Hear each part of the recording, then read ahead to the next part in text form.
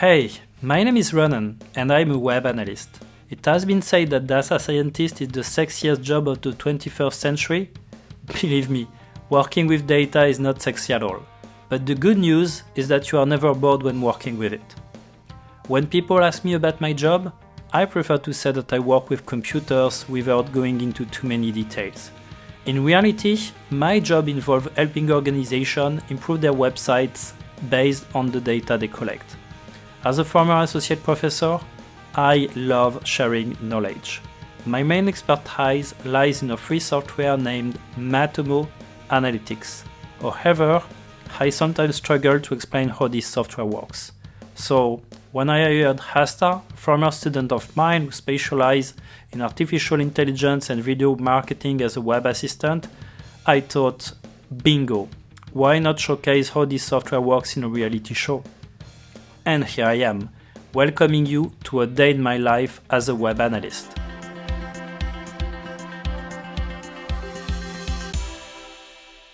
I received a very interesting email coming from a US company. This email is clearly showing what a business day of a web analyst looks like and the diversity of the profiles we are meeting. The website is named calltheplumber.com. As its name stands for it, it's a plumber directory. I love that type of websites because they are really rich.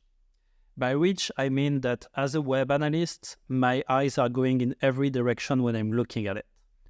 I can see so many ways to measure useful data on it. On the other way around, that's typically a website which can be turned into a very long project. That's as well a project for which I need to be super careful to the person I'm talking to. Because I could definitely lose my client by the amount of data collection I could implement. What struck me the most in this project is that they installed the traditional tracking code of Matomo. So to say, they are not currently collecting valuable data. Okay, so here I have three main challenges.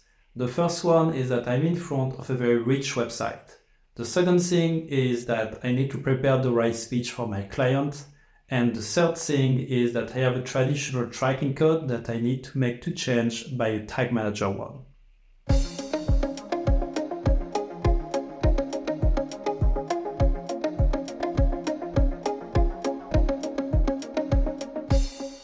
Okay, so the way I'm going to tackle this issue here is to show to my client what a tag manager is about.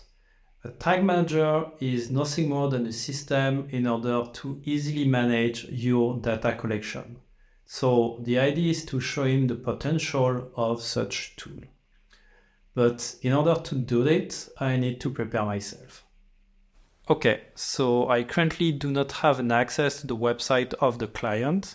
So I'm going to use my own analytics solution. For this, I'm using a browser extension named users JavaScript and CSS.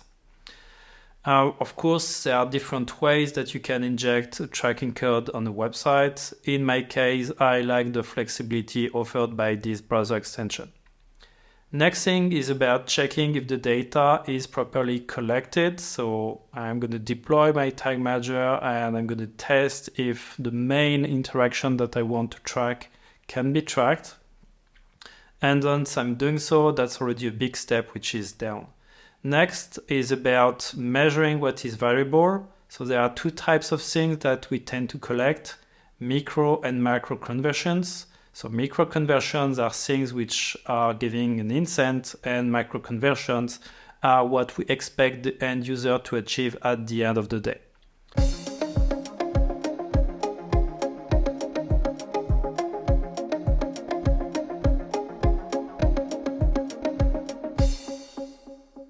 So I decided to have a meeting with my client in order to clearly understand what are its needs. So I was explaining what is a measurement plan, how to define it, and how to implement it thanks to a solution which is named Matomo Tag Manager.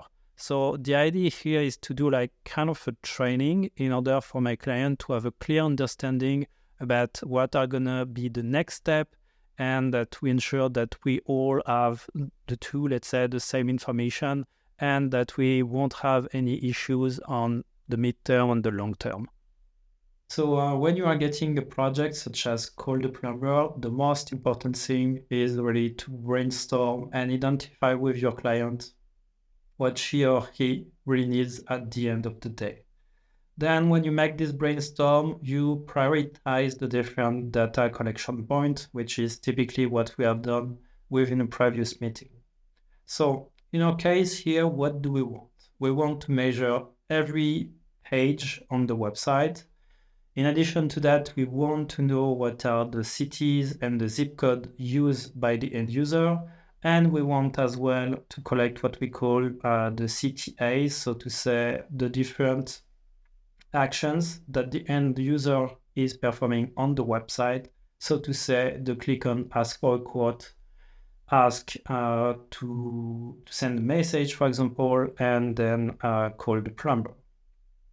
So the first one is kind of super easy to do, measuring the page view. So it's just the traditional Matemo tracking code that we deploy on all the page view. Then the next one is about the site search. This one is a bit more complex because in our specific case, every time that we are entering a city here, so let's say the city of New York, what is happening is that the value New York is not passed through the URL, which is normally the case when you have a website which is supporting, let's say, properly internal site search. Here it seems it's not the case. We need to create what we call a virtual page view in order to be able to get this value and send it to Matt. So this one was a bit tricky to do. So that's the way I did it. So I named it site search. Then I define it as a page view. For this given page view, I added a question mark in order to define the next parameter which will come. I used the parameter search word, which is the default parameter supported by Matemo, which has less chances to be used somewhere else on the website.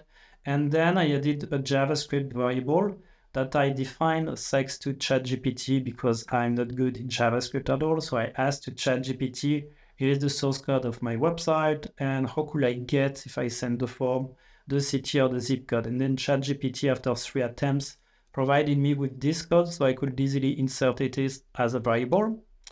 Then when it comes to the trigger, so to say the condition in order for the tag to be executed, I looked through the source code and I found out that this search form is in fact defined by a class which is named common form. And as well, I found out that I need to use the form destination URL, which is versus plumber data. If not, it will go into conflict with another form, which is the following one on the page. So normally here, the idea is that if I write it, for example, a second time, I won't get any conflict, or if I use this one, it won't trigger the site search. So I'm going to go for another city. We say New York, and let's say, I don't know, Miami, for example. So Miami, or I can even enter the zip code, that's no big deal. So I'm entering this one, and now as a result, what I can observe is that if I look at call the plumber, so I should get at least my New York variable. Okay, I'm getting my New York, I'm getting my mile. So as you can see, the tracking code is working well, and now I can measure the search thanks to. Next tracking code that I had to implement was the CTA. So the CTAs on Call the Plumber are located on 2 pages, either on the result pages or either on the plumber page. Seems like an easy tracking code to implement. So we want to measure this, and measure this. But they were not that easy neither, because what is happening is that this one is embedded within another button. They don't have specific classes or IDs. I mean, that was not that easy. So the way I did it is the following one, is that I created an event. The reason why I created an event instead of a goals is that the event allow me to send lots of data, and I can reuse the event in order to define a goal afterwards. So here the event I named interaction click, and over here I put the click text. So click text means that it's going to send the value, either send message, either call this plumber, either request a quote. And my client wanted to get the name of the plumber concerned.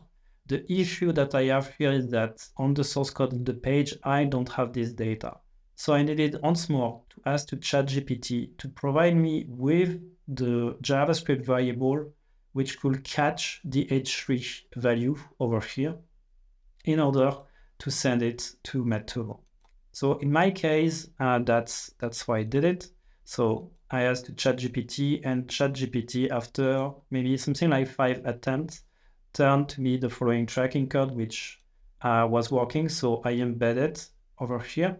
And in terms of CTAs, I defined it like this. So when the click text matched the following regular expression, which is either send messages or call this plumber or request for a quote, ending by $, so any of those values, plus when the page URL contains search the plumber in order to not fire on the other page on which I have the CTA. And as a result now, if I just, let's say, just click on one of those links. So I'm going to click on this one. Oops. I'm going to click on this one. I'm going to click on beer plumbing, and I'm going to click on, let's say, this one. So I should get now 3 different plumber sent to Matomo. So that's what I'm going to double check now. So I should get my 3 CTAs. So I got it over here, as you can see, call this plumber with the name of the client.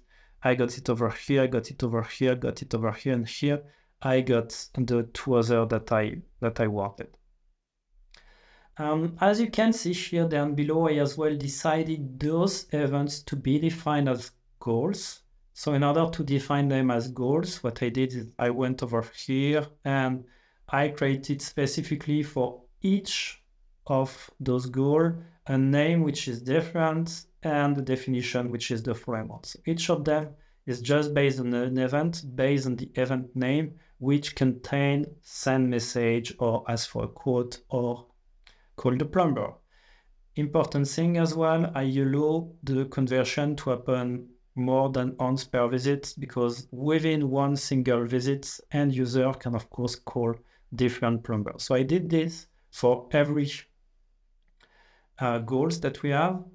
And last but not least, on this website called the plumber, what is happening is that if you select one given plumber, so let's say this one, what you're going to get is that you're going to get 3 additional CTAs over here, which is subject to another tag that I defined right here.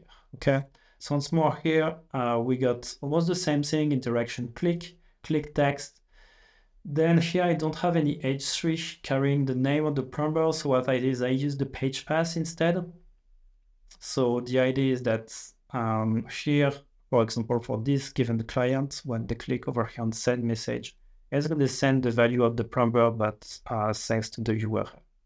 I could, of course, have done it differently by just picking up this one, but I don't know, it seems to me like it was a bit more difficult to achieve. So that's why I prefer to go the safest way and picking up the page pass instead. And now as a result, as you can see, it is sending as well the page pass and making it as a conversion as well, because you get the name send message. Last but not least, now I collected the data that my client wanted. The next big thing is about defining a dashboard for her, him. So what I did is that I defined a dashboard here based on its needs. And its needs were the following one, is that I want to identify who is bringing me some valuable clients. So what I did here is that I added the report name channel type, listing all the different channel types, search engine optimization, campaign, direct entry, and so on and so forth, and adding to it, in fact, the conversion. So like this, my client can see when lots of data will come through its website, they could easily identify, in fact, which source of traffic is bringing him the right goals, either send message or call this plumber or request for a quote. Then big thing that my client wanted is that what are the zip code and what are different cities that people are mostly searching for. So I can easily add the report which is named site search keywords, on which I get the list of all the different cities which are the most searched, and as well who is the most popular plumber. So here I added the event report that I tailor, that I filter thanks to the custom report, that I can easily identify with the most called or contacted plumber. Okay, so what you saw in this video is exactly what I sent to my client. So as you can see, it's not an easy project. You need to enter within the head of your client in order to understand what she or he needs exactly. Then you need to be able to turn all those ideas, all those needs into what we call a measurement plan. Then you need to be able to implement this measurement plan.